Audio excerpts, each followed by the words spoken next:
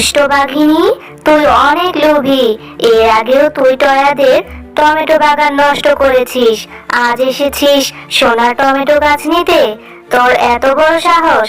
দাঁড়া, তোকে এখনই মজা বুঝাচ্ছি। এই নে। ওরে মা রে, ওরে বাবা রে, আমায় ছেড়ে দাও সোনার টমেটো গাছ। আমি আর কখনো এমন করব না, ছেড়ে দাও।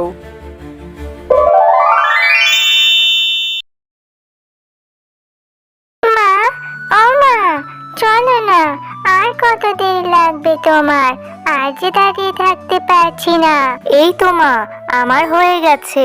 দেখ না আমাদের গাছে কত টমেটো ধরেছে, আর টমেটোগুলো কত লাল লাল হয়েছে। দেখবি রান্না করলে খেতে বেশ মজা লাগবে। না মা, আমার যে টমেটো খেতে একদমই ভালো লাগে না। আমি টমেটো একটুও খাবো না। আচ্ছা ঠিক আছে, চল, আমার হয়ে গেছে। এবার আমরা বাড়ি ফিরে যাই।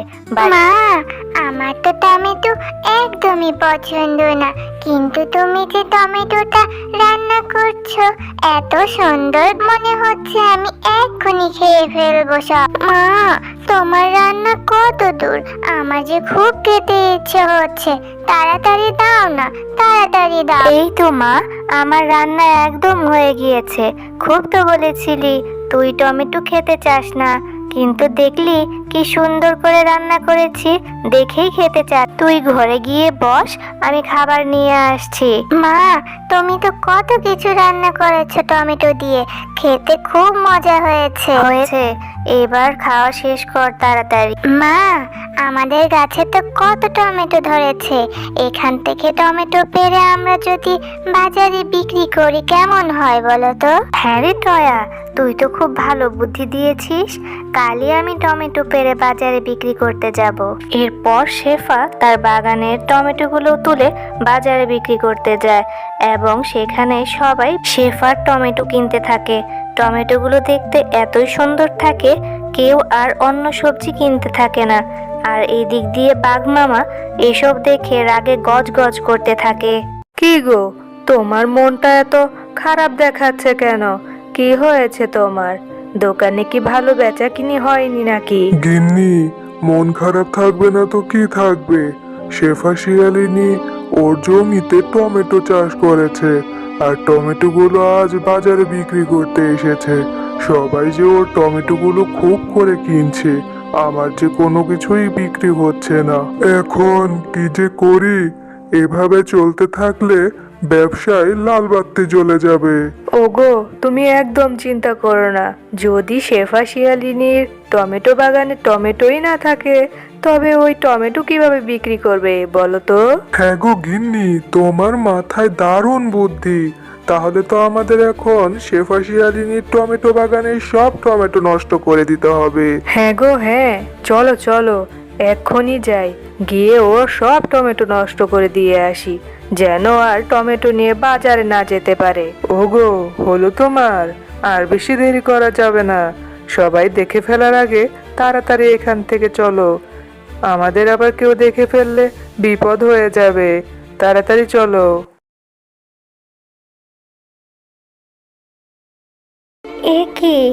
এ কি হলো? আমার এই জমিগুলো কে এভাবে নষ্ট করে দিয়ে গেল? হায় আল্লাহ, আমাদের একমাত্র আয় উপার্জনের পথটা কে এভাবে নষ্ট করে দিয়ে গেল? এখন কি যে করি?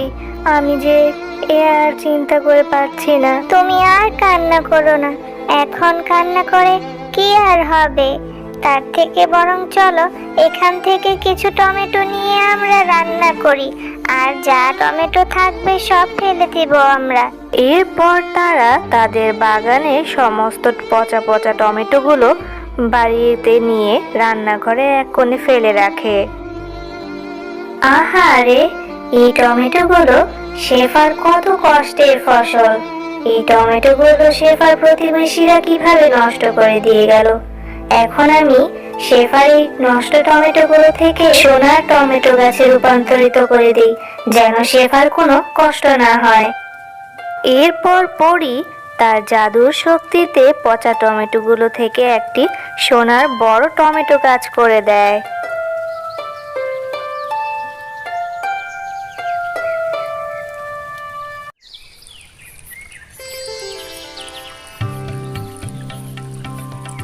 টয়া, এই টয়া, তাড়াতাড়ি আমাদের রান্নাঘরে আয়। দেখে যা, আমাদের রান্নাঘরে যে সোনার টমেটো গাছ হয়েছে।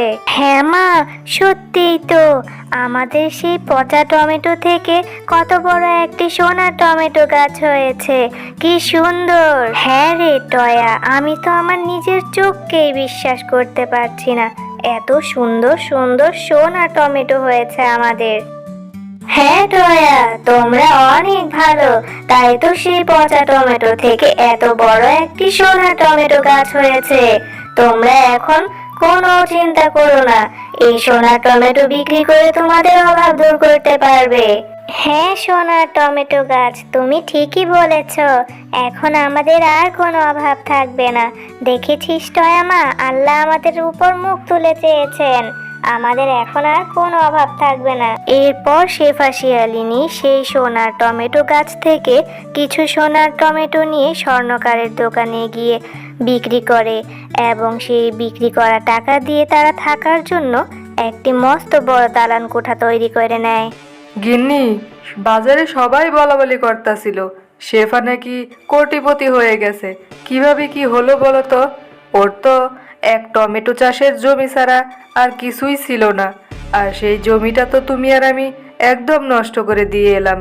তাহলে কি থেকে কি হয়ে গেল বলো তো? ওগো, তুমি একদম চিন্তা করো না, আমি আজই শেফার বাড়িতে যাব, গিয়ে দেখে আসব কি থেকে কি করলো শেফা।